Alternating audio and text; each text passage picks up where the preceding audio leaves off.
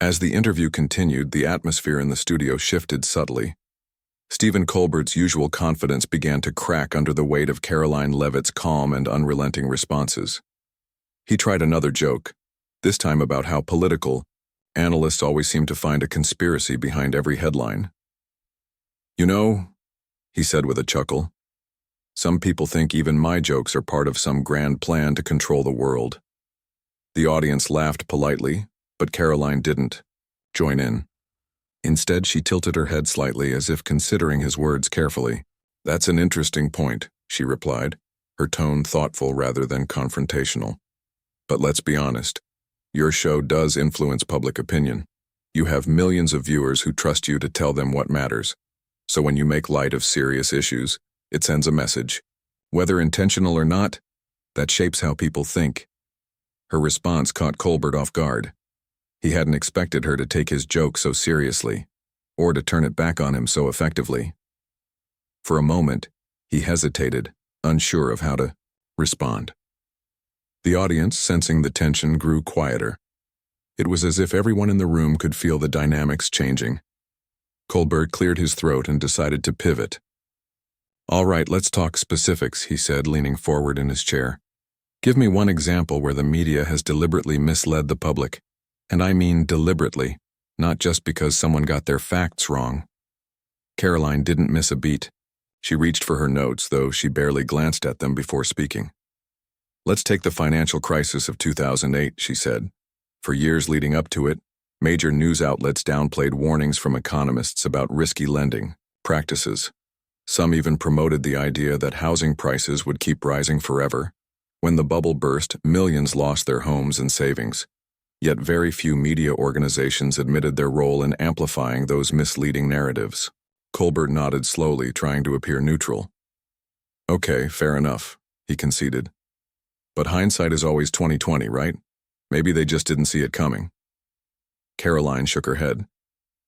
"It wasn't just hindsight," she countered. "There were whistleblowers and experts sounding alarms long before the crash happened. But their voices were drowned out by stories that favored corporate interests. That's not an accident, it's a pattern." The word pattern lingered in the air, heavy with implication. Colbert shifted uncomfortably in his seat. He glanced at the teleprompter, hoping for guidance, but there was nothing helpful there. This wasn't going according to plan. Normally, he controlled the rhythm of the conversation, steering it toward lighter topics or clever punchlines. But tonight, Karoline was dictating the flow, and she showed no signs of letting up. Backstage, the producers exchanged worried glances. One of them whispered urgently into their headset, urging Colbert to lighten the mood. Another scribbled notes furiously, trying to come up with a way to salvage the segment. Meanwhile, two interns, Liam Carter and Sophia Bennett, watched the Bois scene unfold on a monitor. They had been tasked with fetching coffee earlier and were now lingering near the control room, unable to tear themselves away from what they were witnessing. "Wow," Liam muttered under his breath. "She's really taking him apart, isn't she?" Sophia nodded, her eyes glued to the screen. "I've never seen anyone do that to him before. He's usually so smooth." Their conversation was interrupted by a sharp voice from behind them. "What are you two doing here?" a senior producer barked. "Get back to work." Flustered, Liam and Sophia hurried away, but the image of Karoline holding her own against Colbert stayed with them. On stage, the interview grew more intense.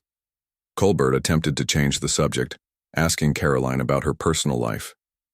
"So, Karoline," he said with forced cheerfulness, "what made you decide to write this book? Was it something that happened to you personally?" It was a classic tactic, a diversion meant to humanize the guest and steer the conversation away from uncomfortable truths. But Karoline saw right through it. "Actually," she said, "it was something that happened to all of us. We live in a society where information is power, yet most people don't realize how much of what they see and hear is filtered or distorted. I wanted to shine a light on that process, to help people understand why it matters." Her answer was straightforward, yet it carried a weight that silenced the audience once again.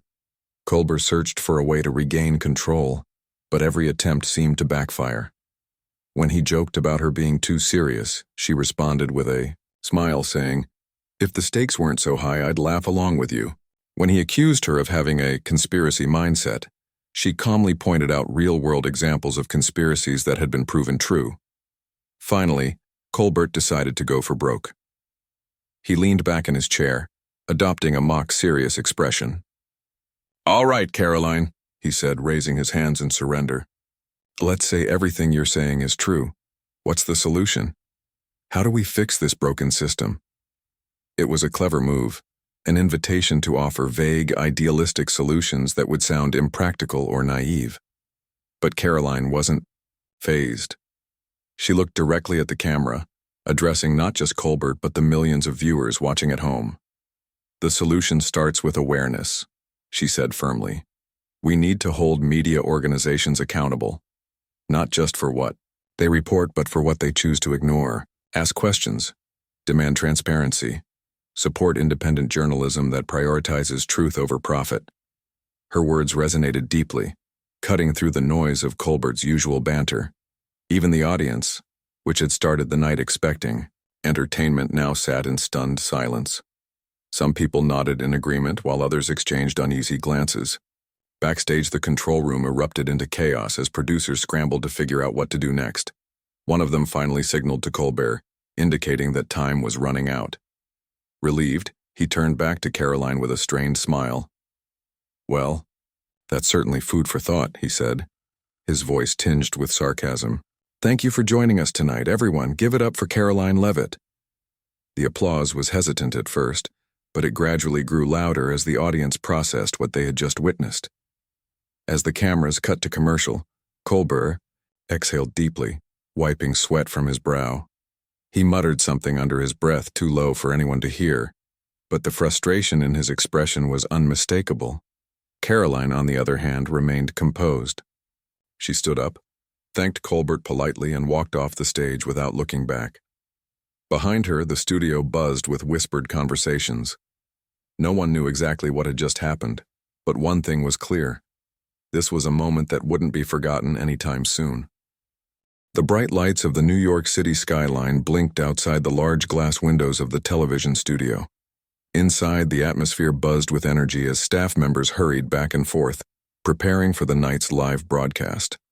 The boom sound of muffled chatter filled the air. Producers giving last-minute instructions, camera operators adjusting their equipment, and stagehands making sure everything was in place. It was just another evening at the Stephen Colbert show or so, everyone thought. Stephen Colbert stood backstage flipping through his notes for the night. He wore his signature confident smile, the kind that had become synonymous with his late-night talk show persona. Tonight's guest was someone he hadn't given much thought to, a relatively unknown political analyst named Karoline Leavitt. Her name wasn't one that usually sparked excitement, but her newly published book on media bias had been making waves online.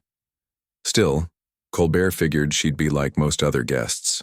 Polite, maybe a little nervous, and easy to handle with, his usual charm and wit. Backstage, Karoline Leavitt sat quietly in the green room. She looked calm, almost serene, but there was a storm brewing beneath the surface. For weeks she had prepared for this moment, not just by rehearsing answers to potential questions but by studying Stephen Colbert himself. She knew his style, his tricks, and his history. More importantly, she understood what he represented, a powerful figure in mainstream media who often blurred the line between satire and propaganda. Tonight, she wasn't here to entertain. She was here to challenge. Karoline glanced at herself in the mirror. Her dark hair was neatly styled, and her professional attire gave her an air of authority. She took a deep breath, reminding herself why she was doing this. This wasn't about fame or recognition. It was about exposing the truth. She had spent years researching how media organizations manipulated narratives to serve corporate interests. Her book laid out evidence of these practices in detail, and while it had gained traction among certain circles, she needed a platform like this to reach a wider audience, and if that meant taking on Stephen Colbert, then so be it. As the countdown to the show began, the energy in the studio shifted. The audience filed into their seats, chatting excitedly as they waited for the cameras to roll. Many of them were regular viewers who tuned in every night to laugh at Colbert's jokes and enjoy his celebrity interviews. They weren't expecting anything unusual tonight. A few minutes before the broadcast started, Colbert made his way onto the set, waving to the crowd and flashing his trademark grin. The applause was thunderous, and he basked in it, soaking up the adoration.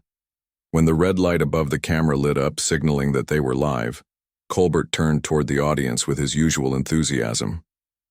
"Good evening, ladies and gentlemen," he said, his voice booming through the studio. "We've got a fantastic show for you tonight. Later we'll hear from a hilarious comedian who's going to make us all laugh until our sides hurt. But first, let me introduce our special guest." He paused dramatically, letting the anticipation build. "She's a political analyst and author of a controversial new book about media bias. Please welcome Karoline Leavitt." The audience clapped politely as Karoline walked onto the stage. She moved with purpose, her step steady and deliberate. When she reached the center of the stage, she shook hands with Colbert and took her seat across from him. Up close, she noticed the slight smirk on his face, the same one he used when he thought he was dealing with someone harmless. It didn't faze her. If anything, it strengthened her resolve. "So, Karoline," Colbert began, leaning back in his chair, "I have to admit I haven't read your book yet, but I did skim through some reviews, and it sounds like you're accusing the media of being, well, evil masterminds. Is that fair?" His tone was playful, almost mocking, but Karoline didn't take the bait. Instead, she smiled warmly, putting him at ease, or so he thought.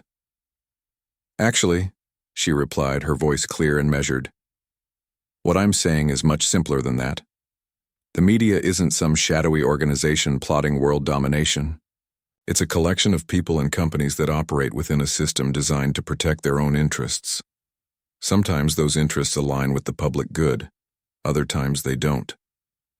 Colbert raised an eyebrow, clearly intrigued. "Okay, but isn't that just human nature? Every industry has its biases. Why single out the media?"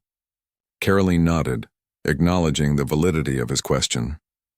"That's true," she said. "But the difference is that the media shapes how we see the world. When it prioritizes sensationalism over accuracy or profits over ethics, the consequences are far-reaching. People base their opinions, their votes, even their lives on what they see and hear. So when the media fails, society feels the impact."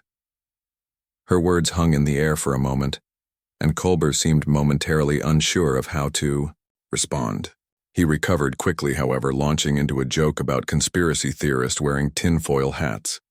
The audience laughed, but Karoline remained unfazed. She leaned forward slightly, her expression serious but not confrontational. "You know," she said, "it's funny how often we dismiss ideas as conspiracies when they challenge the status quo.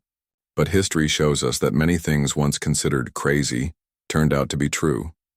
Watergate, for example, or the tobacco industry hiding the dangers of smoking.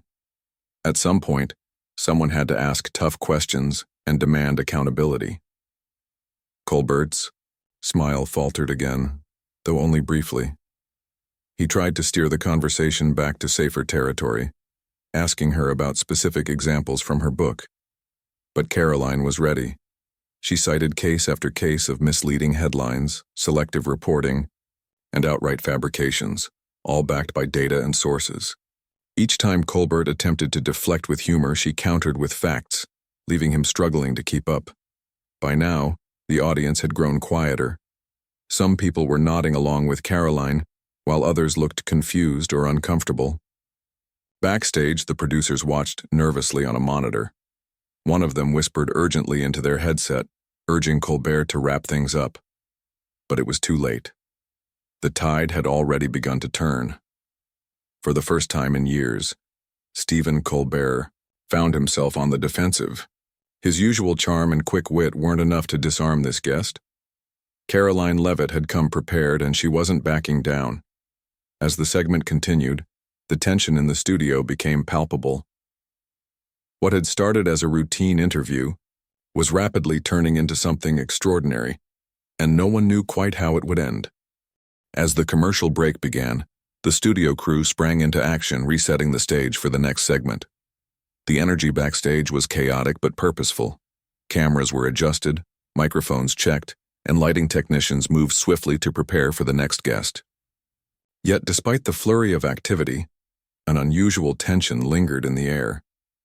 Everyone seemed distracted, their minds replaying what had just unfolded between Stephen Colbert and Karoline Leavitt. Stephen Colbert retreated to his dressing room, his usual post-interview confidence replaced by a quiet unease. He sat down heavily on the couch, loosening his tie as he stared blankly at the wall. For years he had mastered the art of controlling interviews, using humor, charm, and quick wit to keep guests in line. But tonight, something had gone wrong. Karoline hadn't played by the rules. She hadn't laughed at his jokes or backed down when challenged. Instead, she had turned the tables on him, exposing gaps in his arguments and forcing him to confront uncomfortable truths. It wasn't just embarrassing, it was humbling. A knock on the door interrupted his thoughts. His producer, Rachel Monroe, stepped inside, her face a mix of concern and urgency. "Stephen," she said, closing the door behind her, "we need to talk about what just happened." Colbert sighed, running a hand through his hair. "Yeah, I know. That didn't go as planned." Rachel hesitated before sitting down across from him. "It's more than that. People are already talking about it online. Clips of the interview are going viral. Some viewers think you handled it poorly, while others are praising her for calling you out." Colbert frowned, leaning forward. "What do you mean calling me out? I was just doing my job." Rachel shook her head. "That's the thing. She made it seem like your job is part of the problem. Her points about media bias and accountability, they're hitting home with a lot of people. And right now social media is blowing up. Hashtags like Karoline vs. Colbert and media bias exposed are trending." Colbert groaned, sinking back into the couch. "Great. Just what I needed. A PR nightmare." Rachel tried to reassure him. "Look, we can spin this. We'll bring on some commentators tomorrow night to defend you. Maybe even have a panel discussion about media responsibility. But for now, we need to finish the show without any more surprises." Colbert nodded reluctantly, though his mind was elsewhere. He couldn't shake the feeling that Karoline had exposed something deeper, not just about the media, but about himself. Was he really just another cog in a machine that prioritized entertainment over truth? The thought unsettled him. Meanwhile, backstage, Karoline Leavitt gathered her things, preparing to leave the studio. A few staff members approached her cautiously, offering compliments or asking if she needed anything. She thanked them politely but kept her focus. This wasn't the time to celebrate or reflect. There was still work to be done. As she walked toward the exit, she noticed two interns standing nearby watching her with wide eyes. One of them, Liam Carter, finally mustered the courage to speak. "Excuse me, Ms. Leavitt?" he said hesitantly. "That was incredible. How did you stay so calm under pressure?" Karoline smiled warmly, pausing for a moment. "Thank you," she replied. "The key is preparation. I knew what I wanted to say and I knew they might try to throw me off track, so I focused on staying grounded and sticking to the facts." Sophia Bennett, the other intern, chimed in nervously.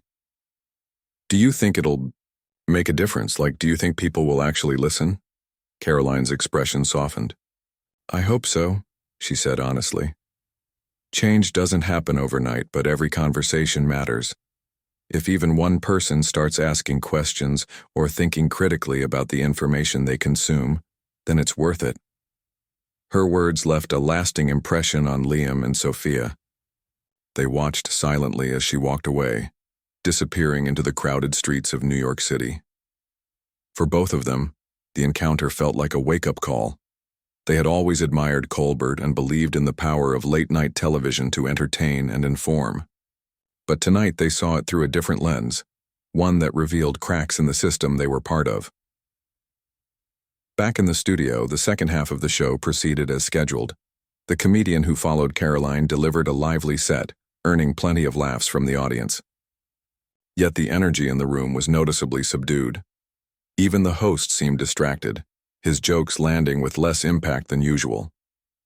The audience clapped and cheered on cue, but many of them couldn't stop thinking about the earlier interview. By the time the credits rolled, the studio began to empty out. Crew members packed up equipment, chatting quietly among themselves. Some praised Karoline for her courage, while others defended Colbert, insisting he'd been blindsided. Opinions were divided, but one thing was clear. The ripple effects of the interview would be felt far beyond the confines of the studio. Outside, reporters and camera crews waited eagerly for any comment from Karoline as she exited the building. Flashbulbs popped, and microphones were thrust in her direction, but she declined to give an immediate statement. "I've said everything I needed to say on the show," she told them calmly. "If you want to know more, read my book." Her refusal to engage further only added to the intrigue surrounding her. Reporters scrambled to gather details about her background, digging into her past interviews and public appearances. By morning, her name would dominate headlines across the country. Late that night, after returning to her hotel room, Karoline allowed herself a brief moment of reflection.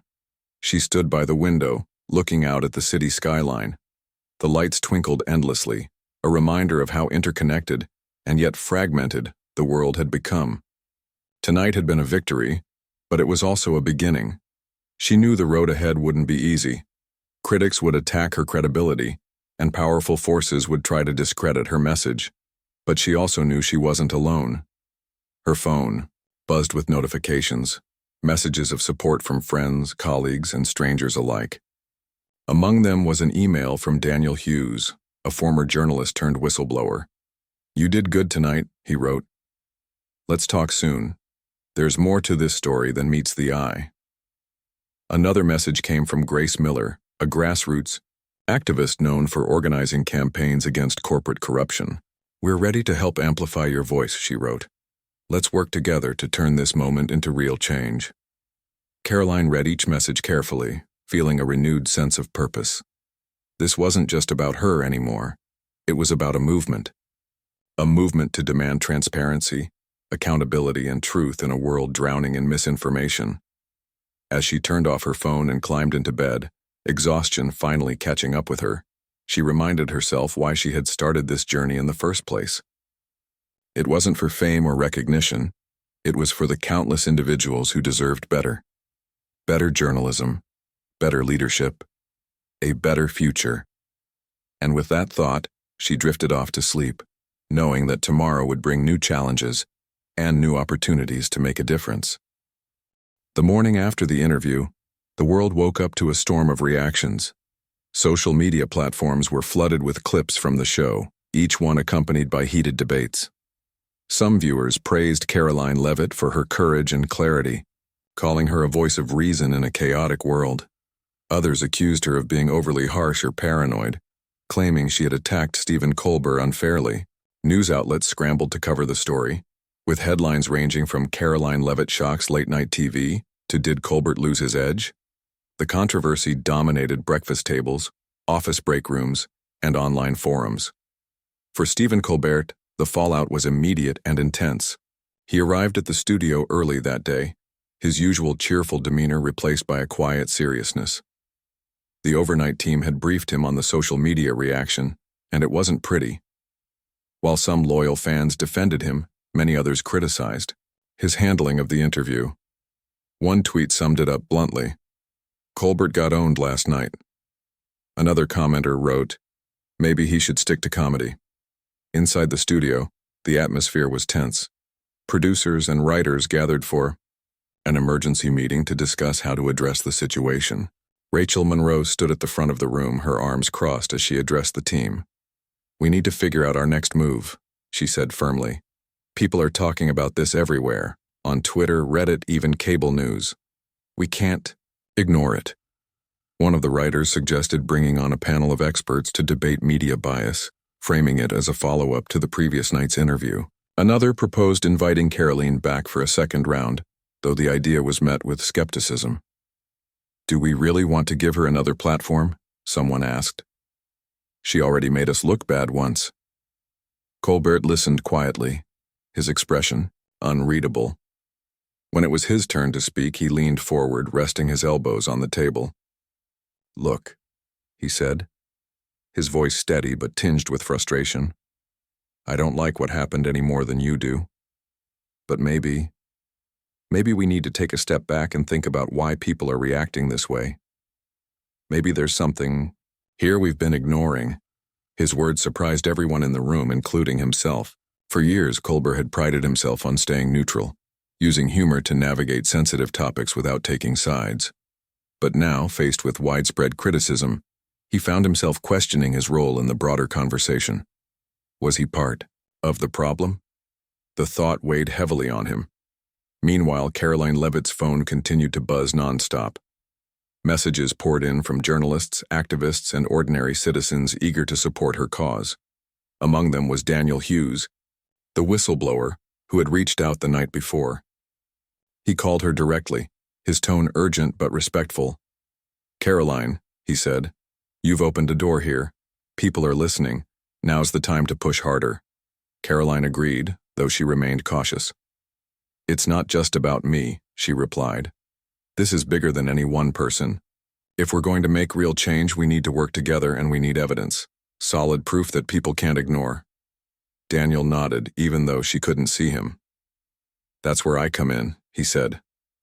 "I've got documents, internal, memos, emails, recordings, that show exactly how some of these media companies manipulate narratives.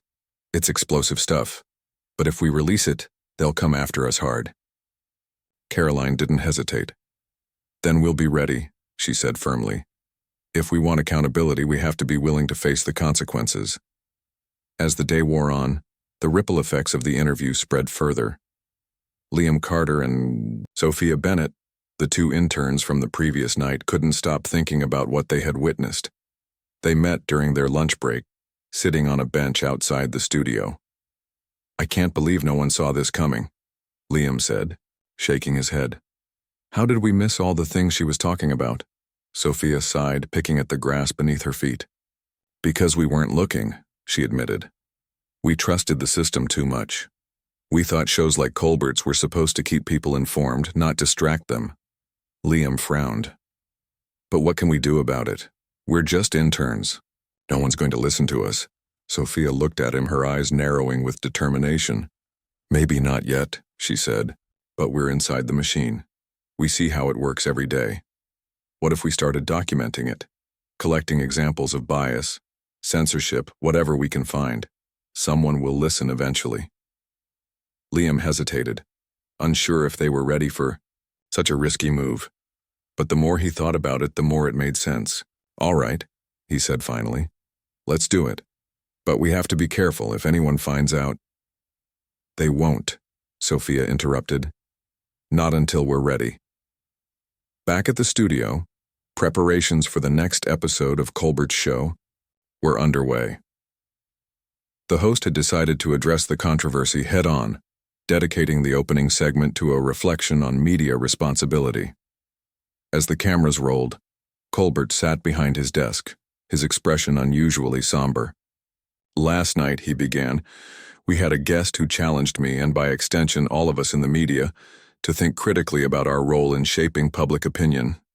At first, I'll admit, I wasn't prepared for that. But after hearing your feedback, I realized something important. Maybe we don't talk about these issues enough." The audience was silent, hanging on his every word. Colbert continued, "Media bias isn't just a theory, it's a reality. And while I may joke about it sometimes, the truth is it's a serious issue that affects all of us. So tonight we're going to dive deeper into this topic, with guests who can help us understand it better." The response was mixed. Some viewers appreciated Colbert's willingness to acknowledge the problem, seeing it as a sign of growth. Others dismissed it as damage control, accusing him of trying to save face rather than genuinely addressing the concerns raised by Karoline. Regardless, the ratings for that episode soared, proving that the public was hungry for meaningful conversations, even if they didn't always agree on the answers. Behind the scenes, however, cracks were beginning to show within the industry itself. Journalists and producers across various networks whispered about the implications of Karoline's interview. Could they afford to ignore the growing demand for transparency? Or would they risk alienating their audiences by doubling down on old practices?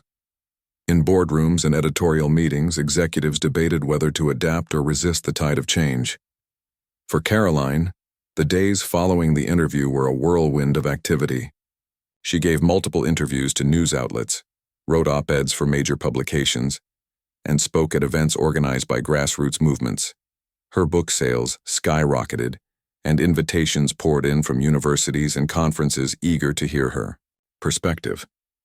Yet despite the growing attention, she remained focused on her mission. "This isn't about me," she repeated often.